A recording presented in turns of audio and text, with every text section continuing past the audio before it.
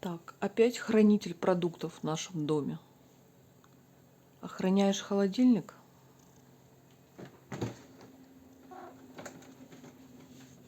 Варенья у нас теперь много.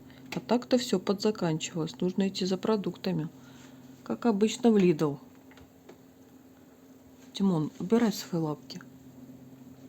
Ну, Тим, ну, Тим, убирай. Убирай скорее.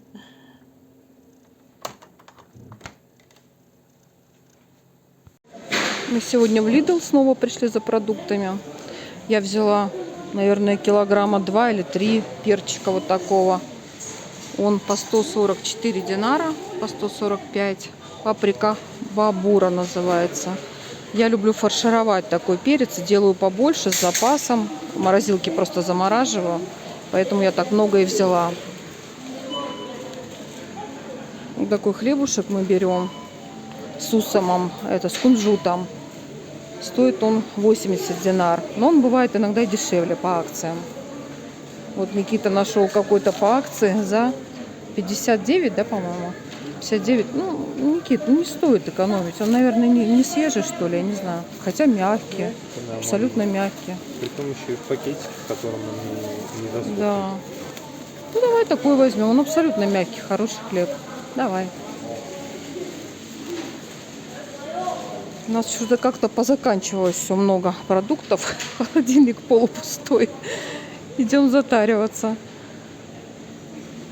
Вот дыни тоже 55 динар. Мы брали уже.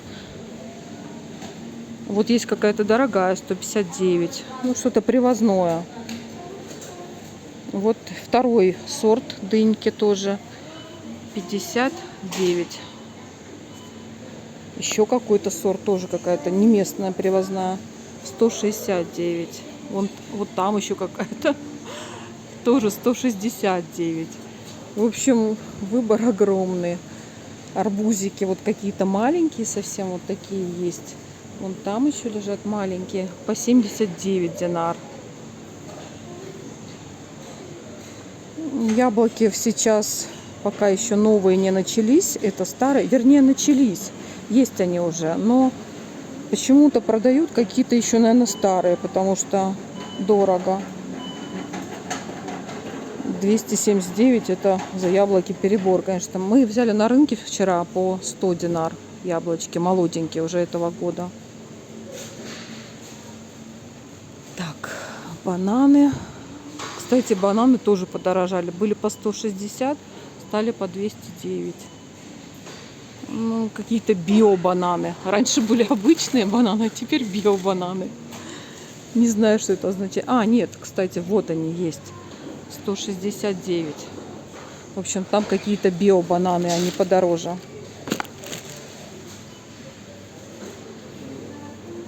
Так, арбузики, лубеница.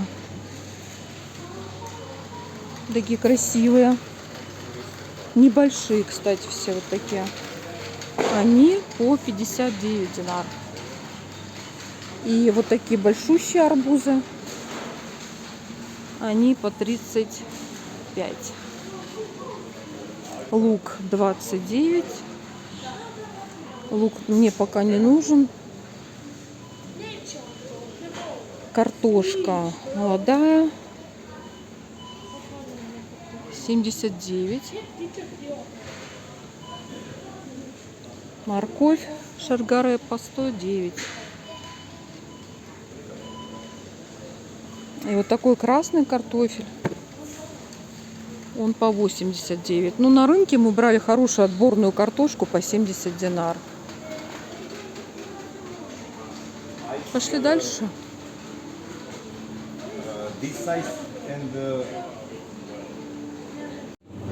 Так, нам нужно мясо. Здесь есть куры.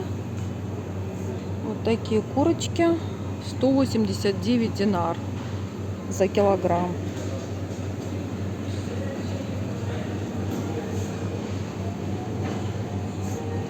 Свинский врат. Это свиная шея. 369 за полкилограмма.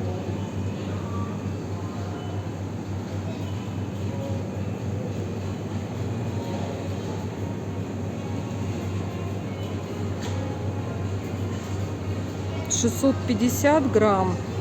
379 динар. Вот.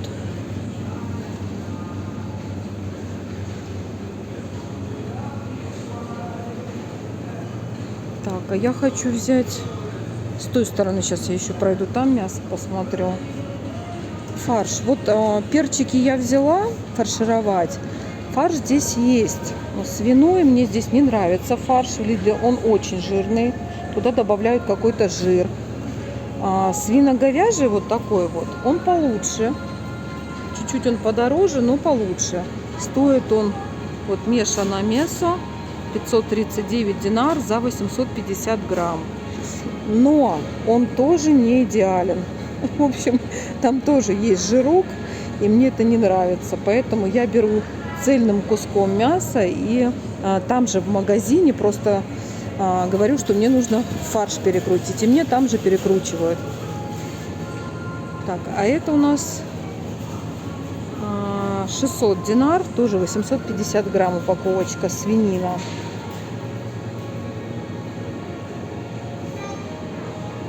Сырое сало 500 динар. Ну, я, честно говоря, не любитель такого.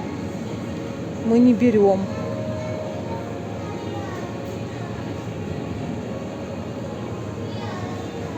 Чевапы. Килограмм 650 динар. Тоже не особо нравится мне, потому что они очень жирные. Пойдем по сыру. У меня сегодня в купонах есть скидочка 15% на сыр моцареллу. Я ее обожаю. И поэтому я возьму сегодня 2 штучки. То есть вот от этой цены 99 динар будет еще у меня скидка по купону.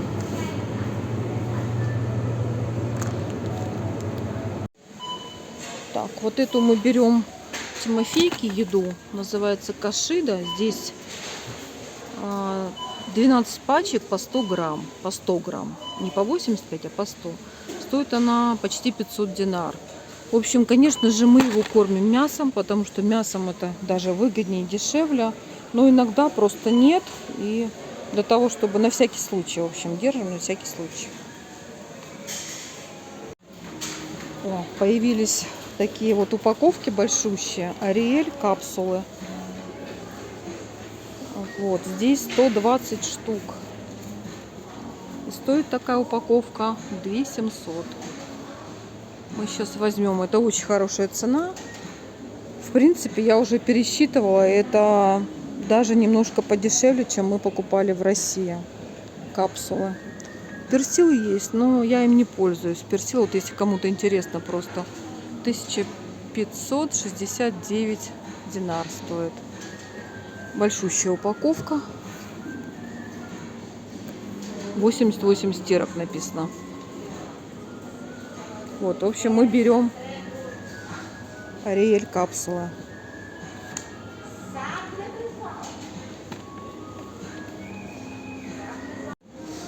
А еще у меня по приложению Lidl есть купончик, и там подарок идет вот такая крупа на выбор.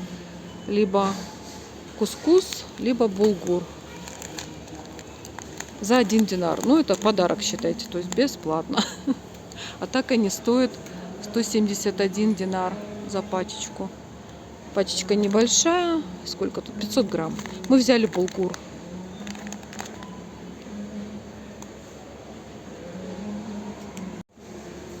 Рис, вот цены 199, 159, 139.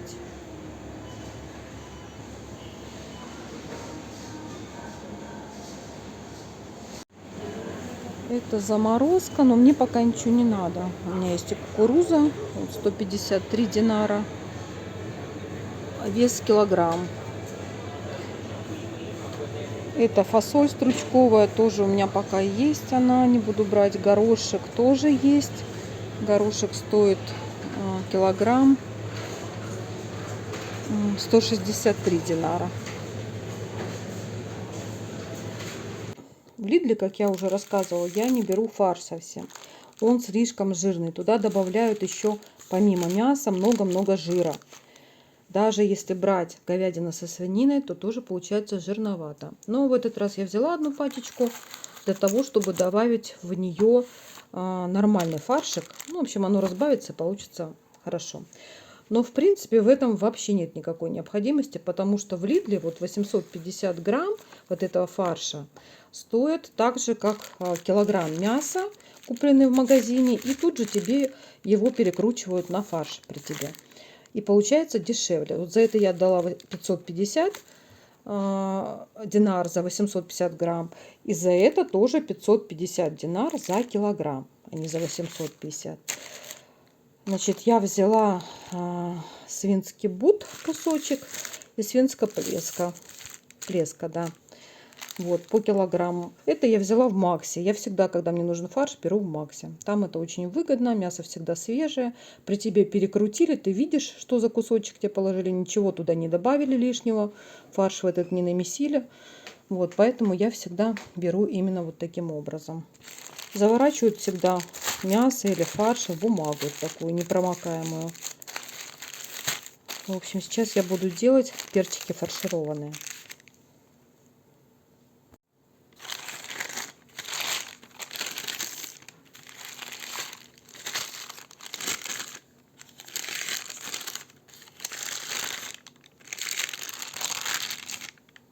Вот так этот фаршик выглядит.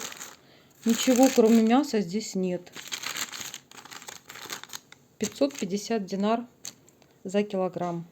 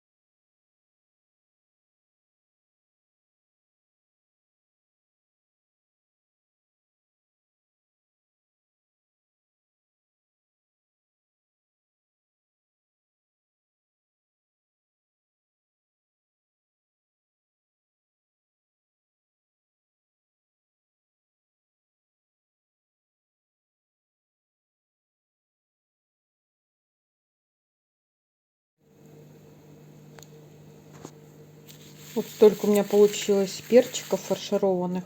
Мне захотелось посчитать, во сколько мне обходится это. Килограмм мяса сюда ушел.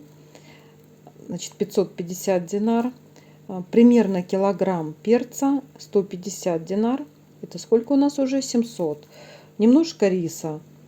Лучок, одна луковица, там, ну пусть 10. Пусть еще будет 20. То есть 720 динар. И это где-то 550 рублей. Получилось их здесь 12 штучек. Что у нас здесь? Здесь у нас картошка с курочкой и баклажаны я запекаю. Запекаю его всегда целиком. Что там у нас уже... Ой. Ага, ну еще чуть-чуть. Надо снять.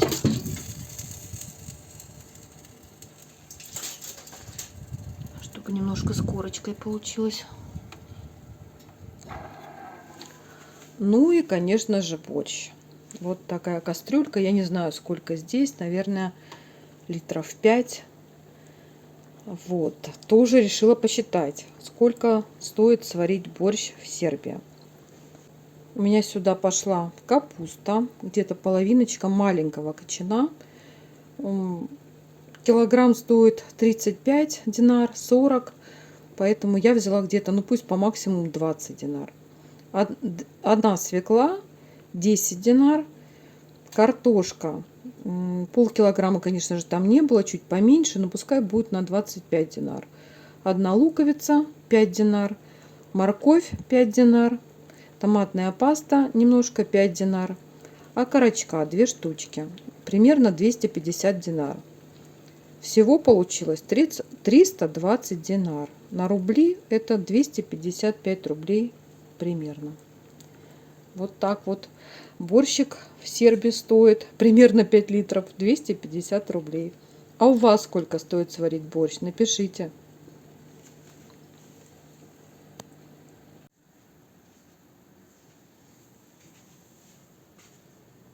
Ты знаешь, что у тебя кот сломался? Да, только я потерял скотч. Не знаю, чем его починить. Эй, пациент скорее жив.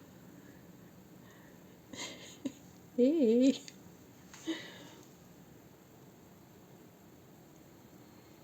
Любит он тут спать на клавиатуре.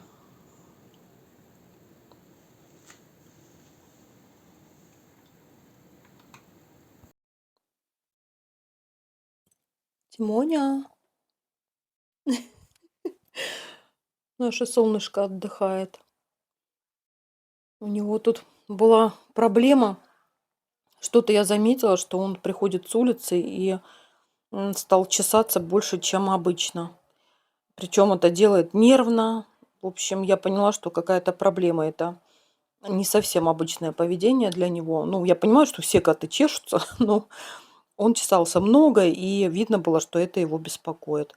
В общем, мы написали нашему знакомому ветеринару русскоговорящей Ирине, и она сказала, что если это не блохи, а так как я ему покупала средства и капала на холку от блох, то я подумала, что это, скорее всего, не блохи. Вот, то это может быть аллергия. Она никак не определяется по коже, ее нельзя выявить. Вот, но если он себя так беспокойно ведет, то, скорее всего, это аллергическое что-то. Может быть, на какие-то на улице растения, он там ходит же, гуляет. И, в общем, я ему подавала немножко таблетки, 3 дня буквально. И действительно ему помогло. Он стал чесаться меньше, стал себя лучше вести, спокойнее. Вот теперь дрыхнет себе преспокойненько. В общем, оказалось, что да, у него аллергия была на какое-то, скорее всего, растение, потому что дома у нас не менялось ничего. Еда тоже не менялась. А мы сегодня едем делать техобслуживание у велосипеда Никиты. Прошло уже 3 месяца, как мы его купили. И нам положено бесплатный техосмотр, так как он на гарантии находится. Вот, так что сейчас поедем. Никита поедет, а я пойду пешком. Это мои растения. В общем, делаю ревизию, смотрю, как они себя чувствуют. Вот эта розочка себя прекрасно чувствует. Она дала новые бутончики. Все хорошо у нее. Вот это тоже хорошо себя чувствует, но бутонов я не вижу. Вот эту розу ест какая-то гусеница, зараза. Вот. А так нормально. Туйка моя себя прекрасно чувствует. Хризантемы тоже. Вот эта розочка, я ее лечила от тли, обрызгивала, поэтому у нее такие листочки все в белом налете. Это, в общем, это специально обрызганная, поэтому они испачканные. Вот эта роза тоже хорошо себя чувствует. А вот это хризантемы, это уже те хризантемки, которые я сначала купила, а потом отросточками их размножила. То есть это уже из отростков. Вот так они себя тоже неплохо чувствуют.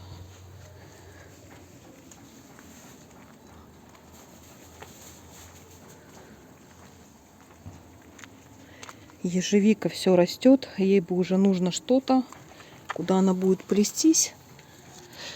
Но, к сожалению, здесь нет условий ничего ей создать.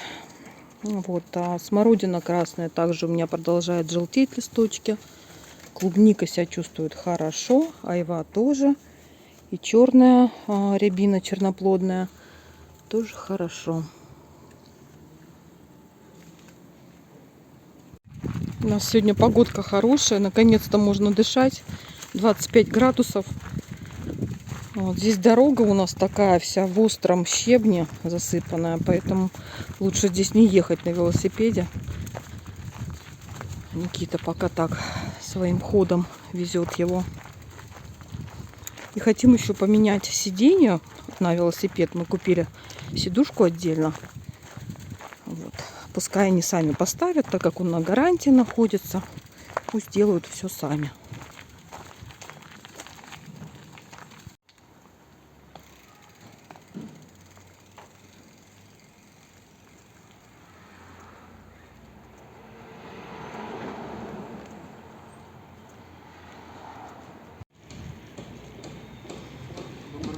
Да, давай в добрый путь. Вот в новом микрорайончике какая шикарная дорожка. Здесь много детей по вечерам катаются на роликах. Мы просто мимо проходим, сейчас идем как раз где мы покупали этот велосипед. И этим путем просто быстрее будет, поэтому мы здесь проходим. Зайдем, наверное, еще в Сенсей, вот в тот вот торговый центр, который нам нравится теперь очень, так как там очень хорошие цены, заманчивые. Посмотрим, вдруг там что-то новенькое появилось, интересное. Кстати говоря, мы заходили в такой же магазин Сенсей, который находится в центре, в торговом центре Дельта. И там не было этого же ассортимента, который был здесь. Ну как вам? Ну, по такой-то дороге, да, вообще супер. да, все хорошо, но не зря мы сидушку едем, нет. Уже все отваливается сразу.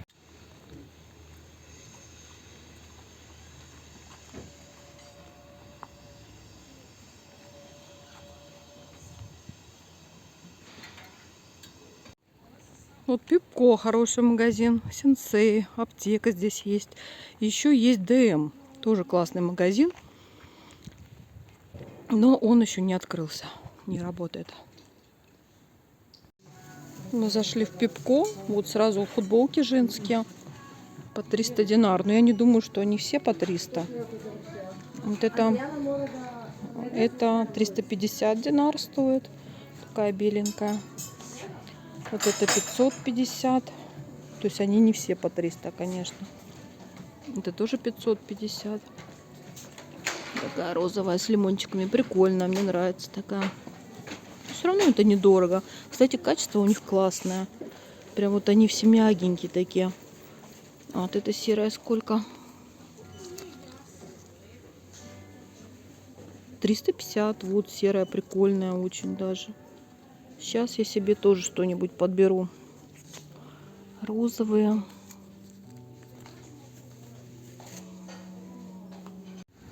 Еще один магазин Книжара. Игрочки написано. То есть это игрушки, там книжки. В общем, такой магазинчик. И техномания еще открыта здесь же. Напротив в доме на первом этаже вот магазин Макси. Это типа как в России сети Дикси, пятерочек, в общем, такого рода.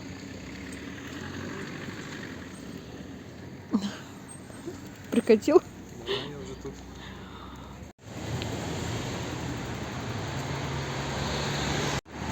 Вот в этом Роштеле мы больше ничего не покупаем. Хотя раньше периодически заходили, брали, но однажды сын отравился мясом, которое мы купили там. Мы брали ражнич, это куриные рулетики. И было жарко, я уже рассказывала, что они были очень плохо прожарены и, видимо, лежали весь день. Ну, короче говоря, больше мы не рискуем и не покупаем здесь мясо. Мы пришли сегодня в нашу поликлинику, которая маленькая такая, районная. Здесь есть только терапевты. И я хочу показаться дерматологу, и поэтому мне нужно к терапевту сначала попасть, чтобы записаться. Вот как видно, людей здесь нет практически совсем. Ну, вернее, совсем, кроме нас. Никого нет. Так что ждать в очереди недолго, никого нет. Вот в нашей улице каждый раз, даже после маленького дождика, мы идем вот так вот по грязи. Кошмар. Не знаю, когда-нибудь здесь асфальт или нет.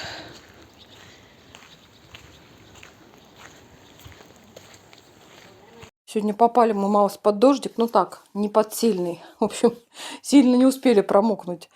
Заскочили в магазин. В общем, сначала отвезли велосипед на техосмотр, как я говорила, на плановый, так как он находится на гарантии.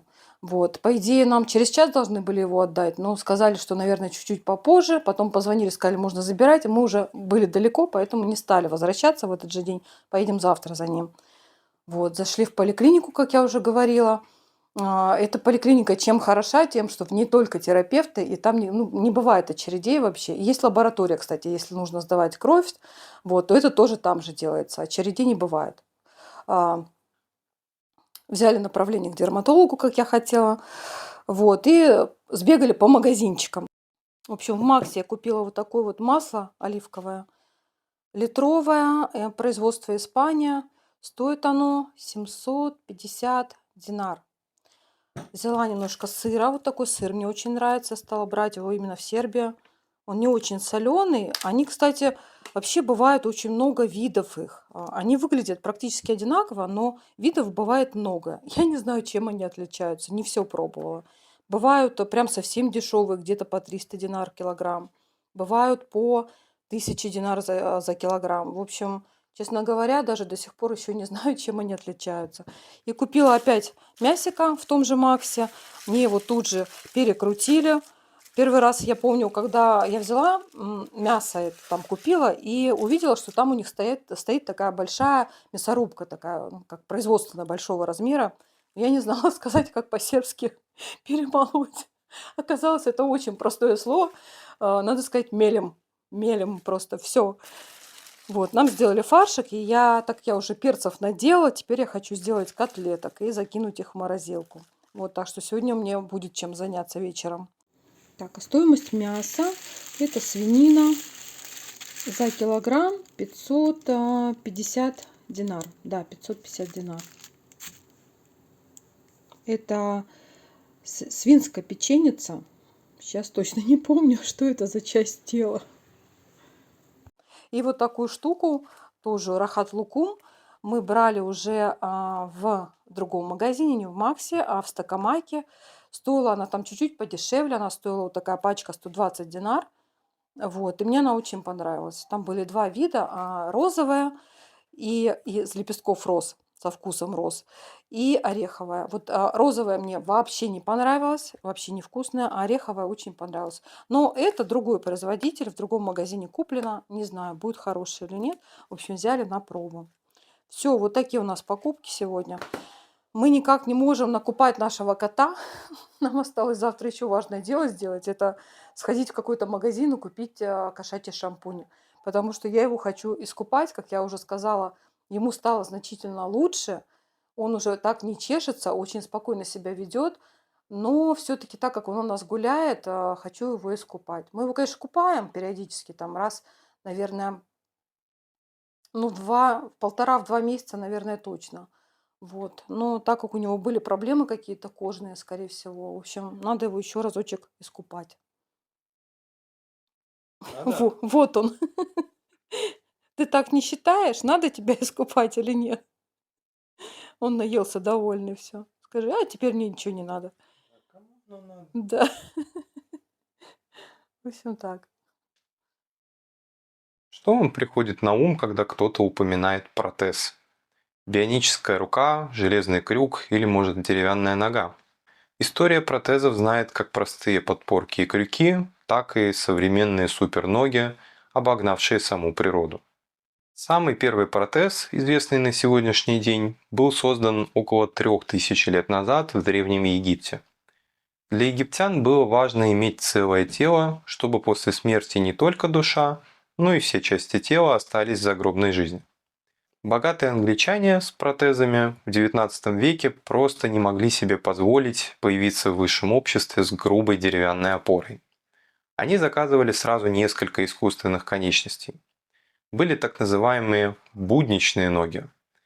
Прочные, тяжелые, предназначенные для ходьбы по грязи или работы. И существовали воскресные ноги, Sunday legs. Изящные, сделанные из дорогого легкого дерева, обтянутые тончайшей кожей, со сложными бесшумными шарнирами, насколько они вообще могли быть бесшумными. Если же в этот момент резко ударить по искусственной руке молотком, у испытуемого подскочит пульс, он с силой отдернет руку и станет похож на загнанного в угол котенка. Как ни удивительно, но даже в XIX веке за создание протезов все еще брался сапожник, а не инженер или врач. Джеймс Джиллингем был простым английским сапожником, который однажды случайно встретил человека, потерявшего руку, и решил помочь ему своими силами. Немцы отнеслись к асу с таким уважением, что Герман Геринг лично разрешил британскому бомбардировщику сбросить на парашюте запасной протез для Бадера. Когда он впервые увидел и потрогал передовой протез, невероятно реалистичный, с имитацией ногтей и вен, но при этом холодный и жесткий, он сам испытал чувство ужаса, о чем написал эссе, сообщив коллегам-инженерам об этом эффекте.